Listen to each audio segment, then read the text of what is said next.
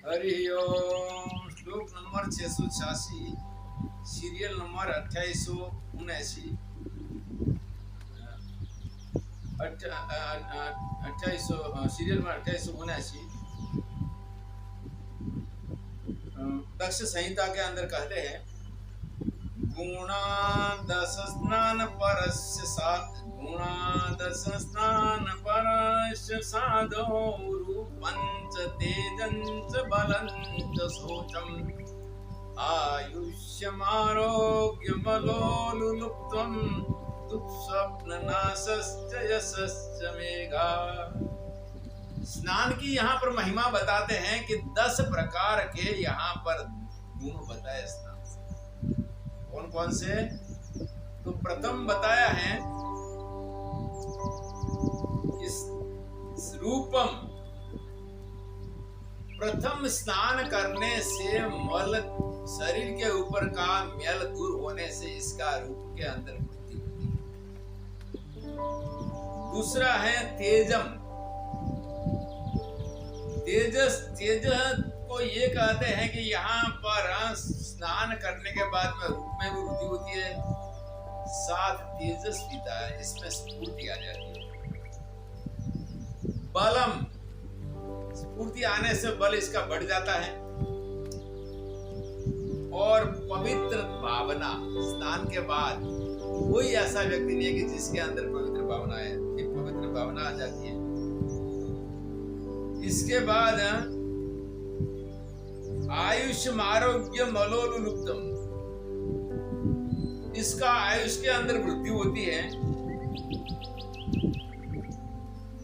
इसका आयुष में वृद्धि होती है। यो और कहते कि अलोलुप्तम, अलोलुप्ता मतलब इसकी वहां पर जो प्रमाद पूर्वक जो मिथ्या थकान का अनुभव कर रहा है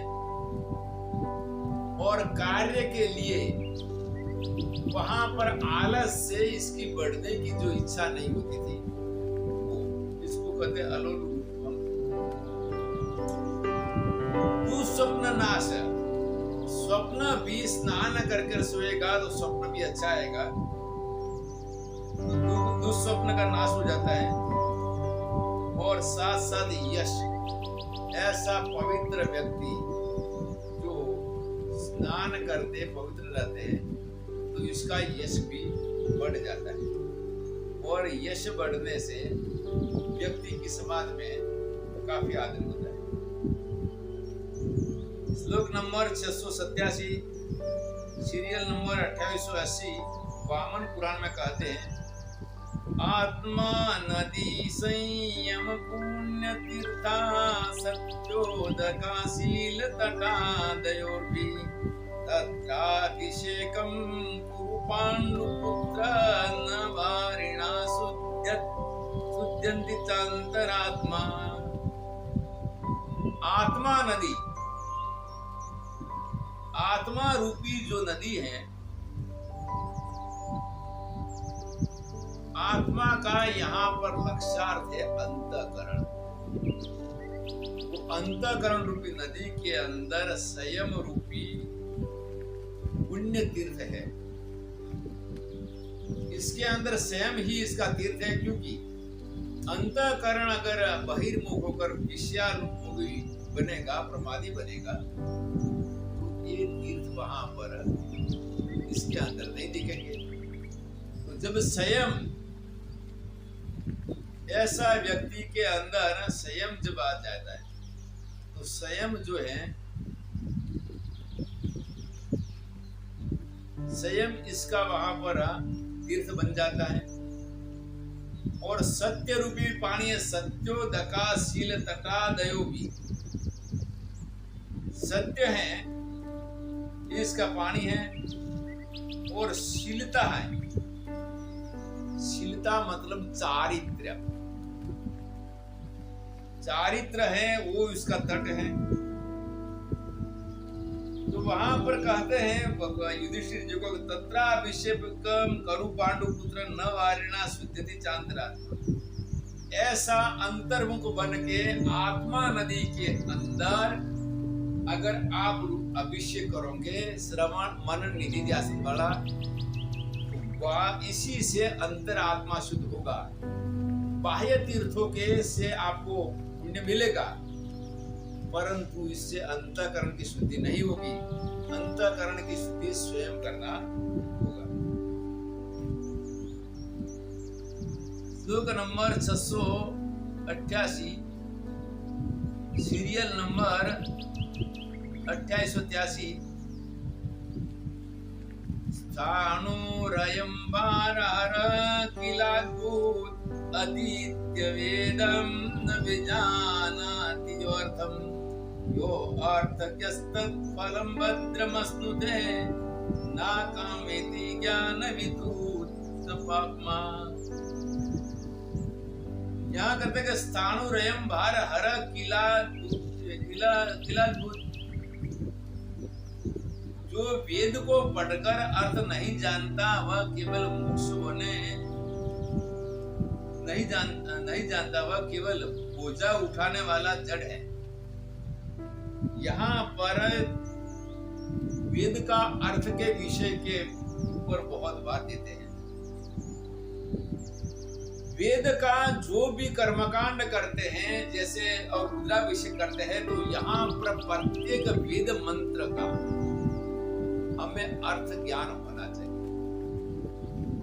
क्योंकि अर्थ ज्ञान जब पूरा होगा और अर्थ ज्ञान के साथ में कर्मकांड करने पर व्यक्ति को वहां अर्थ ज्ञान के साथ व्याख्यान करने से व्यक्ति को वहां पर दूसरे को बता सकता है और शुद्ध उच्चारण।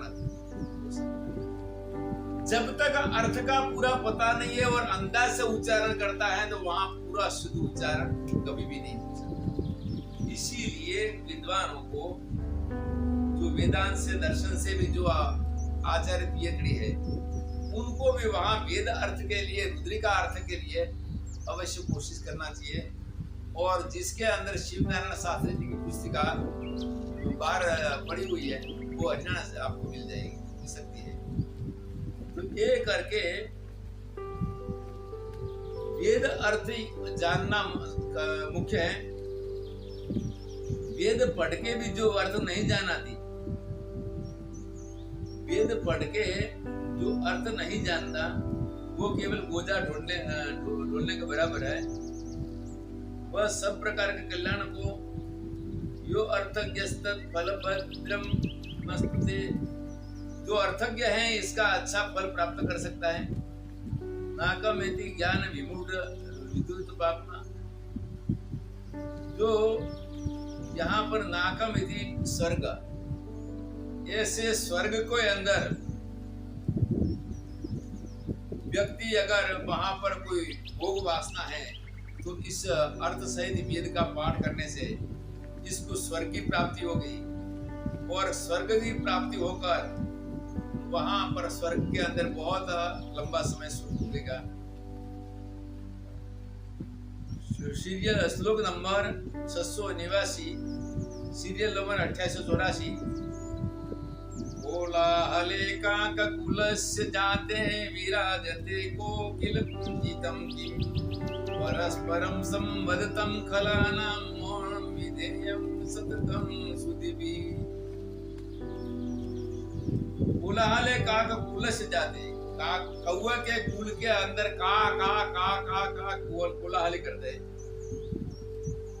तो यहाँ पर कहता है कि जो व्यक्ति जन्मा है तो पहला कौन था इसका परिचय देता है और इसी श्लोक से आप लोगों को परिचय देती है।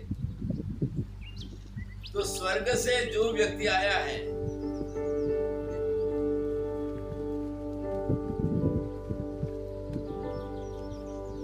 विराजते कोकिल कुंजितम किम, तो वहां पर कौवे के जो काका के अंदर कोकिल जो है कोयल, इसका वहां पर कोई गान नहीं सुन सकता। तो वैसे परस्परम संवदतम कलानम मौनम विधेयम सततम सुधिभिः, तो ऐसे दोनों खल कहते हैं मूर्ख को। तो यहाँ पर परस्पर जब संघर्ष करते हैं दो मूर्ख लोग और हल्ला मचाते हैं पर विद्वान को मौन रखना चाहिए। मौन विधेयम सत्यम सुधीमी, वह विज्ञान को मौन रख के कला के अंदर भाग लेना नहीं चाहिए। हरि ओम तत्सत।